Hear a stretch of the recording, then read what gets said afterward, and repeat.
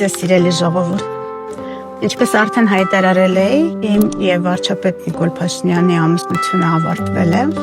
թեև որոշակի խառնաշփոթ առաջացավ պայմանավորված այն հանգամանքով, որ ես նշել էի